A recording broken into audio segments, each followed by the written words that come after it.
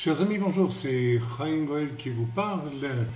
Après ces 2 semaines, ces 15 jours de formation en marchant qui viennent de se dérouler, avec quelle intensité et quelle force ici au refuge en France, je me devais de vous laisser un court message de fin de session finalement. D'abord pour, avant tout, vous faire un grand merci général pour les courriers de remerciements et les commentaires extrêmement nombreux de ceux qui ont suivi la formation en marchant de juillet 2015 via le site En Effet.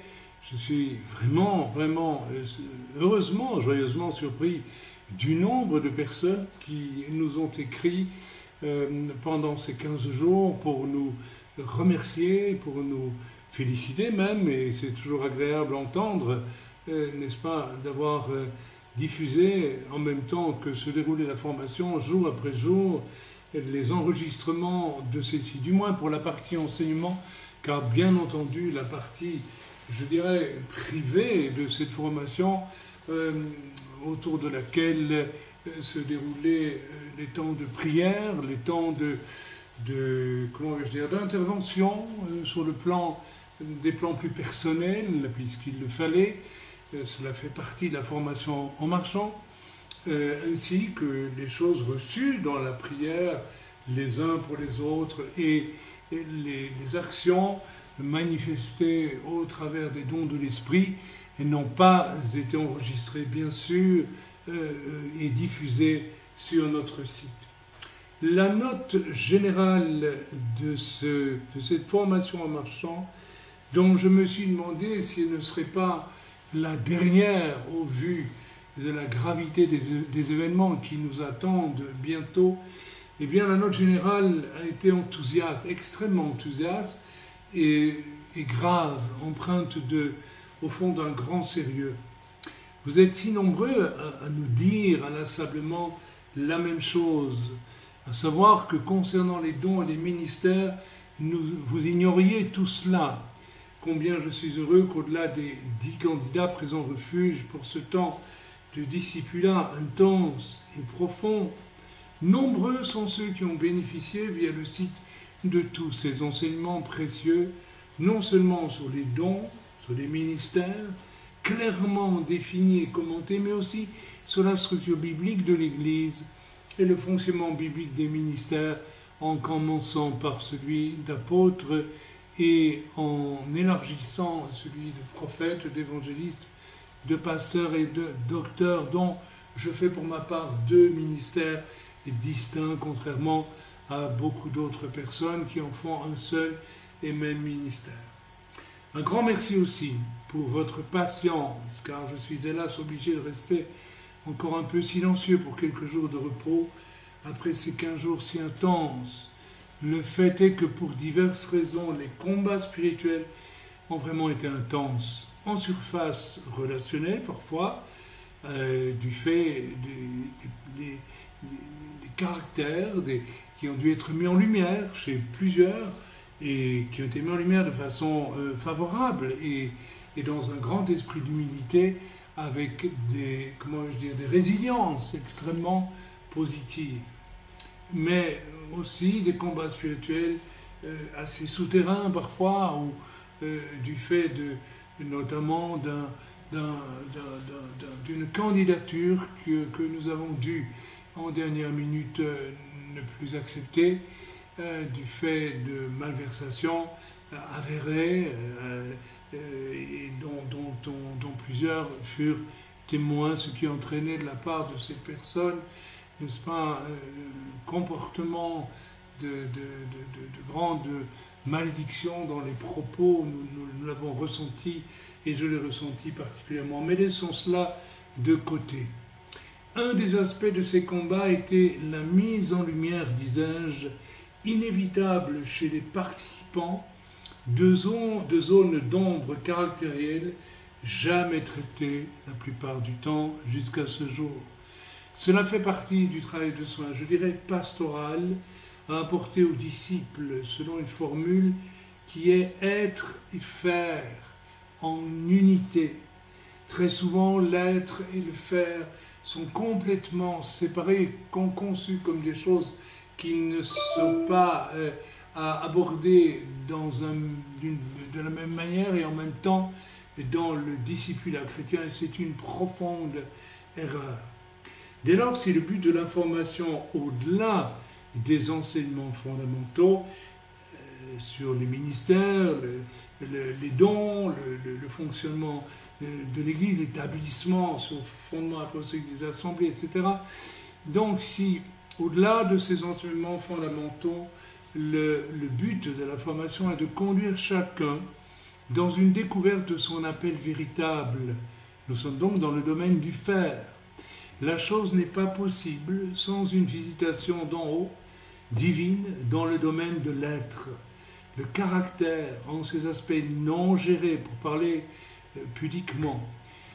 C'est une gageure très lourde. Ce fut une gageure très lourde à gérer pour moi, et ce le fut aussi pour chaque candidat, car la propre justice typique des caractères en francophonie, propre justice qui, comment vais-je dire, fossilise les caractères et les habitudes, et caractères en francophonie imprégnés de valeurs révolutionnaires, 1789, 1968, et les conséquences culturelles, donc d'âme, de psychologie très prégnante, ainsi que la sophistication négative de plusieurs décades occidentales sans guerre et hyper infantilisées via le matérialisme à tout crin, à outrance, ont donné ce qu'elles ont donné.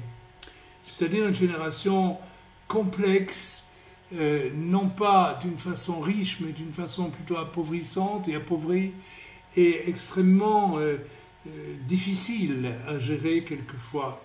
Amen, infantile, il faut bien le dire, par moments.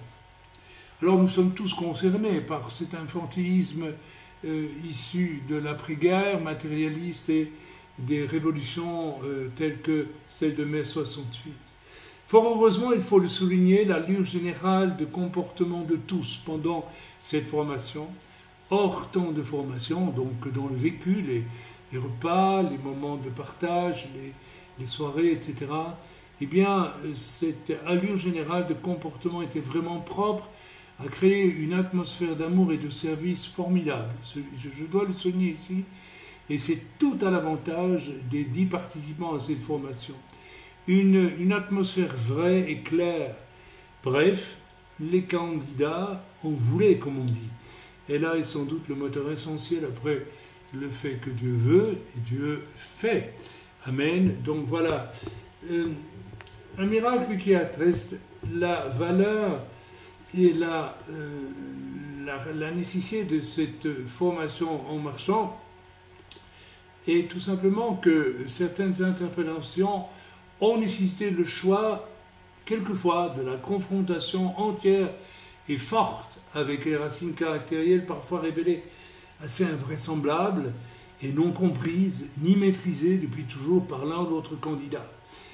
Alors le langage franc, approprié, est venu au temps de Dieu surtout, et aussi environné du témoignage d'amour paternel à porter ses fruits chez tous quand il l'a fallu. Et j'insiste, ces interpellations franches, difficiles par moments, ont porté du fruit et les personnes se sont reconnues dans ce qui leur était manifesté comme reproche légitime à certains égards. Il y a eu donc d'énormes délivrances caractérielles, d'énormes bouleversements qui ont été suivis d'une joie profonde chez les personnes. Donc, bien entendu, j'appréhende toujours ce type de moments dans les formations en marchant parce que nous devons les vivre à chaque fois et nous voyons parfois se faire un tri au sein même des formations en marchant. Certains disciples ne supportent pas d'être repris et par orgueil quittent même cette formation. Je peux vous dire qu'au cours de cette formation, pas un seul des candidats n'est parti. Au contraire, tous ont accepté et j'étais vraiment touché par leur soif de maturité et de vérité. Voilà, d'autres ont connu de réelles délivrances. Je me souviens d'une personne qui a des origines arabes et ceux qui me connaissent savent à quel point j'ai de l'affection pour les fils d'Ismaël. C'est quelque chose de très profond et de très mystérieux dans mon cœur. Mais il y avait entre cette personne et moi spirituellement ce que je dois appeler une espèce d'animosité. Alors que cette personne et moi, nous nous entendons à merveille, nous nous apprécions, je dirais même nous nous aimons. Mais il y avait quelque chose d'irritant qui passait spirituellement, que je ressentais pour ma part, et tant et si bien qu'à un moment donné, le Saint-Esprit m'a montré que cette personne qui provient d'une famille où il y a des chrétiens, mais où l'autre partie est musulmane, cette famille était habitée de cet esprit d'animosité, de jalousie qui provient d'Ismaël et à l'égard d'Isaac. Et c'était très intéressant de voir que ce malaise passait entre cette personne et moi, si bien que je l'ai invitée à prier, ce qu'elle a fait de bon cœur. Et il y a eu une réelle délivrance, il y a eu quelque chose qui s'est passé dans l'ère spirituelle de la rencontre, et cette animosité a totalement disparu. Il y a eu d'autres délivrances de ce type, et c'était vraiment très fort de constater au fur et à mesure des jours que en même temps qu'une déconstruction se faisait, toute une construction se faisait au travers des enseignements, au travers des dons spirituels répandus parmi nous, au travers du contact, au travers du lien d'amour fraternel qui impliquait non pas seulement des discours sur la doctrine, mais aussi un vécu ensemble. Vous savez, vivre 15 jours ensemble, n'est-ce pas, jour et nuit quasiment, c'est fatalement un lieu de rencontre, de révélation et de confrontation. Et les confrontations furent merveilleusement bénies. Et j'en suis reconnaissant au Seigneur qui m'a donné aussi la capacité d'aborder le tout avec, je dois dire, car il le faut, tout le recul d'un amour paternel nécessaire et un don de sagesse aussi qui est plus que nécessaire afin de pouvoir dire quand il le faut et non pas ailleurs et pas à un autre moment les choses qu'il faut dire et faire. C'était formidable. Alors les fruits de cette formation, eh bien nous avons discerné 2 ministères qui furent discernés ou confirmés pour l'un d'entre eux en tout cas et que le Seigneur m'a mis à cœur d'établir. Donc nous avons donc en réponse au roi HaKodesh établi officiellement ces 2 ministères. Il s'agit du frère Tony, qui est ancien d'église dans le nord de la France, que nous avons établi dans son appel de prophète, déjà largement manifesté. Ensuite, nous avons établi à 2, ce frère et moi, le frère Salomon de Paris, que nous avons établi évangéliste après que nous ayons clairement discerné chez lui ce ministère à l'œuvre, puisque c'est un ministère qui passe très clairement au travers de son témoignage et de sa prédication que vous avez dû écouter sur ce site depuis un jour ou 2, je pense. Le frère Salomon et son épouse constituent le couple de contact au travers duquel nous envisageons, n'est-ce pas, quelque chose dans la ville où ils habitent, si Dieu le veut, même le départ d'une assemblée prochainement. Nous n'avons établi aucun diacre ou diaconesse durant la formation, c'est à voir dans le futur proche en visitant groupes et assemblées qui doivent bibliquement présenter leurs candidats, puisque tous ces candidats à la formation en marchant, bien sûr, étaient aussi des membres, soit d'assemblées, soit de groupes de prière où nous sommes investis apostoliquement. Enfin, comment ne pas signaler la fin de cette formation en marchant marquée par 2 événements, ma foi, assez considérables. Le premier était que j'étais invité cet automne à célébrer le mariage de Salomon et Sarah, dans une ville française bien particulière, et j'avais un malaise, car de longtemps le Seigneur m'interdit, hors direction divine, tout déplacement, et je sais de longue date que je risquerais dans cette région-là, en particulier ma vie, si je n'obéissais pas, car je œuvrais dans cette région d'une manière toute particulière dans le combat spirituel il y a des années déjà. J'ai donc suggéré à notre frère Salomon et à sa fiancée de procéder d'une manière inhabituelle, en fin de formation, à un engagement de mariage devant Dieu et les frères et sœurs dans l'intimité du lieu où nous nous trouvions. Ils ont accepté, vous dire à quel point ce mariage, loin des sirènes du monde, dans la simplicité et la profondeur d'une vraie communion fraternelle, a été béni, serait tout à fait impossible. Nous remercions Salomon et son épouse de nous avoir offert ce cadeau. Postérieurement, ils nous ont aussi exprimé la joie profonde que leur a procuré ce mariage intime et intense devant Dieu et les frères et sœurs, et un mariage fort d'une intériorité que nous ressentons vraiment sacrée, je le répète, loin des sirènes habituelles du monde dans ces circonstances. Deuxièmement, le mariage à peine béni, et quelle onction il y a eu lors de cette bénédiction de couple. Un orage qui rampait dans le ciel depuis des jours a éclaté, mais alors avec une furie apocalyptique. Je me trouvais dans ma chambre et où j'étais allé me reposer car absolument épuisé physiquement et psychiquement par ces 15 jours de formation. Non pas que la formation elle-même m'ait épuisé, mais parce que parallèlement, et sans rentrer dans les détails ici, j'ai mené un combat spirituel d'une extrême intensité avec ce que j'appelle un faux et qui s'est révélé un individu absolument affreux, qui me fait penser, n'est-ce pas, à ce que Paul dit d'Alexandre le forgeron, qui l'a fait beaucoup souffrir. Bref, j'étais donc allé me reposer, et soudain, mes amis, mais un bruit, mais comme je n'en ai jamais entendu, une espèce d'explosion, peut-être pas nucléaire, mais comme si une bombe immense venait d'exploser en une infraseconde, juste devant la propriété, à quelques mètres de mon lit. Et en fait, c'est un orage qui s'est, je dirais, effondré littéralement sur tout le hameau où se trouve, n'est-ce pas, le lieu où s'est déroulée la formation. C'est un petit hameau.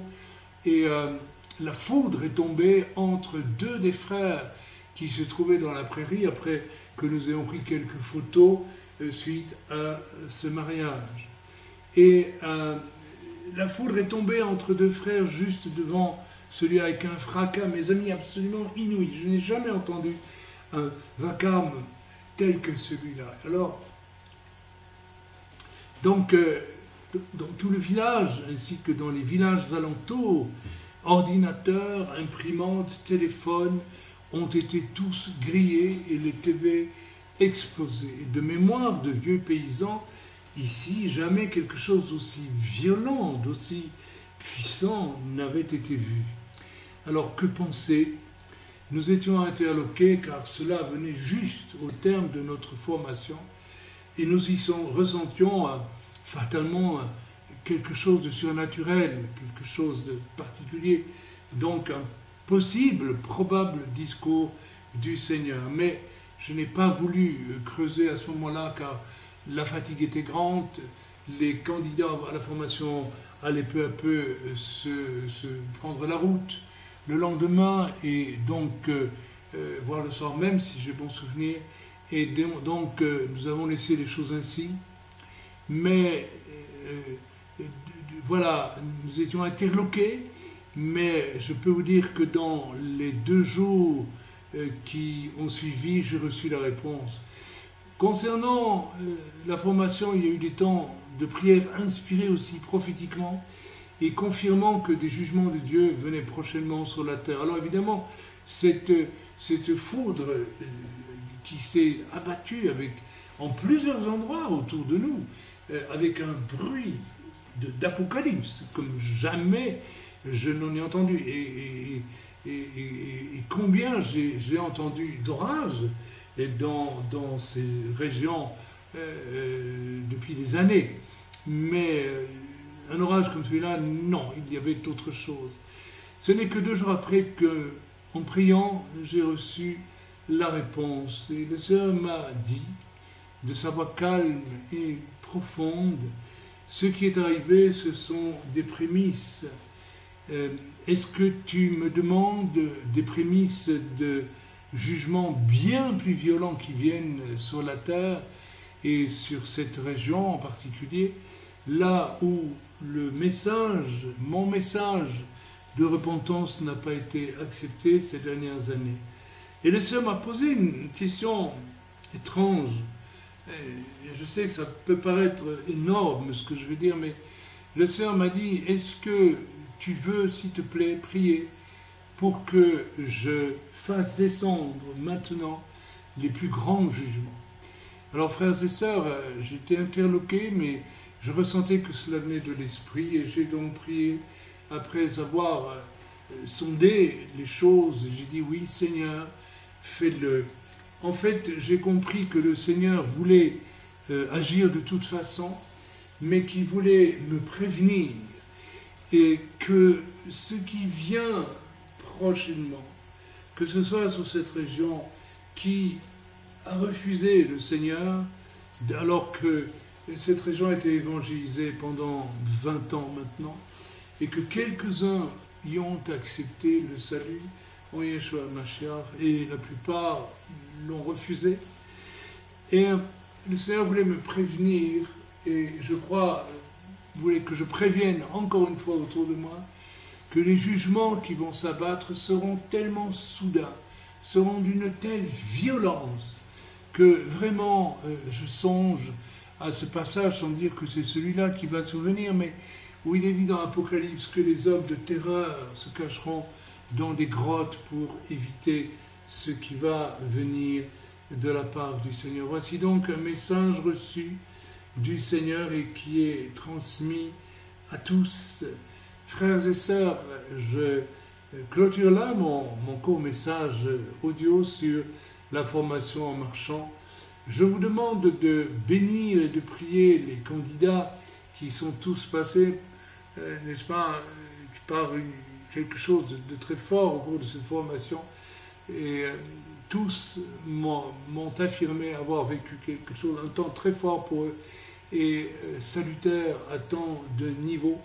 Vous avez été nombreux aussi, et vous l'êtes encore, à nous écrire pour nous remercier.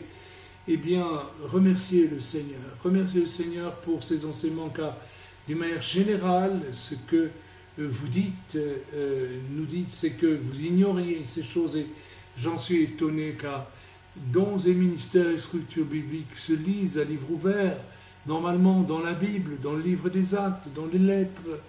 Et il est difficile de comprendre que ces choses ne soient pas généralement et systématiquement enseignées dans le corps. Mais, eh bien voilà, c'est passé pour plusieurs d'entre vous, et je m'en réjouis dans le bon nom de Yeshua. Soyez bénis et soyez vraiment bénis dans le nom de Jésus. Juste un petit rappel, je vous ai donné récemment un petit avertissement prophétique sur le fait de se préparer, de se purifier absolument face aux temps difficiles qui viennent des œuvres de la langue. Eh bien, je vous en supplie au nom de Yeshua, soyez bibliques dans ce domaine-là. Ayez de la haine pour tout ce que vous entendez et que vous ne pouvez pas juger de façon sereine et véritable. Éloignez-vous-en, car il y a souvent des pièges tellement diaboliques et ténébreux dans ces choses. Et ceux qui les pratiquent vont subir des calamités épouvantables dans les temps qui viennent, je crains. Soyez bénis dans le nom d'Yeshua. Mon espérance est que vous soyez tous des enfants de Dieu saints, S-A-I-N-T-S, et saints, S-A-I-N-S, à tous égards, dans le sobre et prêt pour les temps difficiles qui sont devant nous. Que Dieu vous bénisse dans le bon nom de Yeshua. Amen.